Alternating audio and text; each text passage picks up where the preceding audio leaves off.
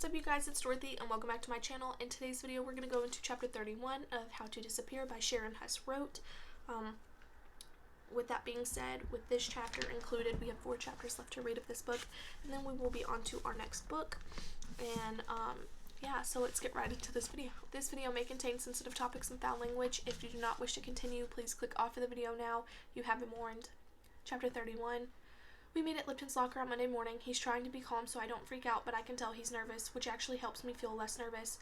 I have something for you. He digs around in his backpack, opening all the zipped compartments and becoming increasingly frazzled when he doesn't find what he's looking for. I'm thinking he's going to give me another bag of M&Ms, and why is he doing that now? Then he pats his pocket. Here it is. He produces a small rectangular box. It's wrapped in glittery silver paper. I take the box in his hand. What's this? A present. What for? For you. Why? He sighs. Will you just open it? I look around to make sure nobody is watching because it appears to be a jewelry box of some kind, a ring box maybe, and the part of my brain that isn't thinking clearly is a little worried that Lipton did something completely insane like buy me a promise ring, which I sincerely hope is not the case because promise rings are the stupidest thing I've ever heard of, and now it's not the time to calm down. I force myself to stop the internal brain vomit and I tear open the wrapping paper. The box in front is not from a jeweler. It's from the store at the mall that sells spiked bracelets and skinny acid wash jeans. My eyes blink nervously at Lipton. Will you just please open it, please? He's starting to look like he might vomit. I pull the lid off the box. There's a necklace inside, a silver chain with a silver sword hanging from it, kind of like the tiny swords in the Minecraft soldiers were clinking together in his Battle of Thermopylae video. It's a sword.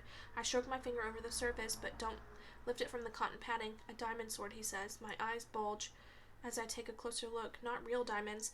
That's just what it's called in Minecraft. He shifts his weight, hands shoved into his pockets. The diamond sword can protect you from most anything. It makes you stronger, especially if it has the enchantments on it, and I put all the enchantments on this one. I take the tiny sword in my fingers. How did you do that? Well, in the game you can buy the enchantments with points you accumulate in battle, but this one he shrugs, I just pretended. It's for luck. For the presentation, ward off evil classmates and all that. He shrugs again. It makes me want to happy cry. I blink rapidly to keep that from happening. Can you help me put it on? He takes it from the box and secures it around my neck after getting it tangled in my hair and then untangled. The sword rests right below the little hollow where my collarbones meet. My sweater covers it, but I can feel it there. It helps me get through the door and into the classroom, but then I remember what I'm about to do, and time starts to move really slowly. The roar comes back to my ears and takes on a slow-mo sound, the vacuum cleaners dropping to a lower pitch. My footsteps reverberate through the room with a thud, thud, thud. I can see every face, every smirk, every snicker as if captured on a video and played back with a heavy hand on the pause button. I'm pretty sure I've stopped breathing entirely. Lipton breaks a horrible spell I'm under by whispering my name. Vicky? Vicky? Huh? Mr. Braxley said we can start now. I grip the edges of my desk. I nod, but don't move. I don't even remember sitting down. Lipton holds up the USB thumb drive. I'll just put this in and push play, and off we go, okay? I look up at him and he stands, the roar in my ears, a swarm of bees now. He leans down to whisper through the buzzing. Nobody's going to hurt you. You've got the diamond sword, remember? I put my hand to the necklace, pinch the tiny sword between my fingers. Pretend or not, the enchantments seem to work. My shoulders relax, the roar quiets to a low hum. I manage to return Lipton's smile. He walks to Mr. Braxley's desk and puts the thumb drive into the computer. He turns out the lights and presses play. The video starts and the room gets quiet. I watch as if I'm having an out-of-body experience, floating above and looking down on my classmates. I brace myself for their laughter, for nudges and stares, but the whole class is strangely still, eyes glued to the screen. By the end of my narration is over, and the quotes by visitors to the western wall are scrolling. They are silent. The presentation is over. I wait nervously for the reaction, a polite smattering of applause, perhaps a slow clap. I'd settle for a slow clap. What if I get instead are sniffles? Several of the girls are reaching into their bags for tissues and dabbing their eyes. Adam is not head-desking or face-palming, but dragging a sleeve across his nose. I chose the quotes at the end because they moved me, but I get choked up at sappy TV commercials and reruns of Little House on the Prairie. I didn't expect my classmates to get emotional.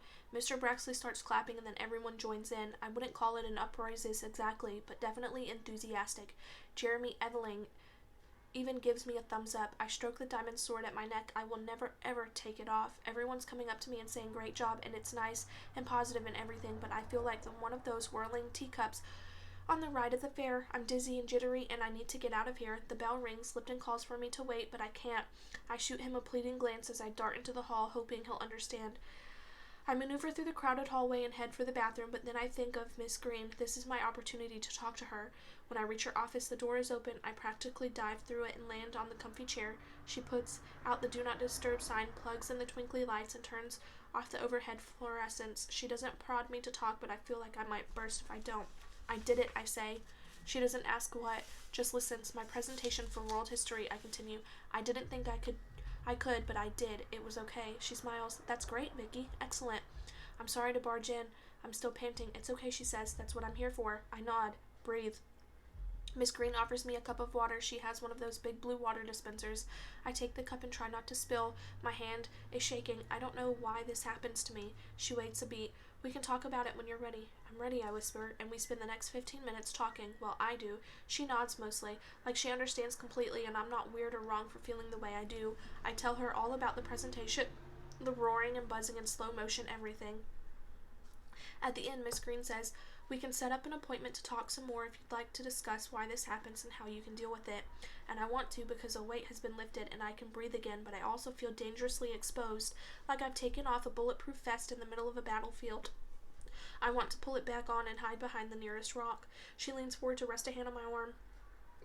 Excuse me. It will all be completely confidential. Nobody has to know what happens in this room, just you and me. Okay, I nod. I'll think about it. She gives me a pamphlet on social anxiety, a quick flip through it. It is like reading my resume. You can share this with your parents, she says, or not. It might help them understand what you're going through. I try to imagine handing the pamphlet to my mother, watching that awful look appear on her face, the one she swears is concern and not disappointment, but I'm still not sure. I'd much rather give her something that makes her proud of and happy, like a photo of me surrounded by friends or a party invitation. And what about vicarious? What happens to her when I start talking about everything? And does telling the truth mean I have to give her up? I leave at the end of the period and jumble of conflicting emotions. Hallie Bryce is waiting in the hall to see Miss Green. I hold the door for her. She pauses and turns to me before entering. What you're doing is really special, you know. I blink at her because while seeing Miss Green is a huge step for me, I'd hardly call it special. On Instagram, she whispers, it makes a difference. I start to stammer to deny. She holds a finger to her lips to quiet me. Don't worry, I won't tell. That is the end of chapter 31. I will see you guys in the next video. Bye!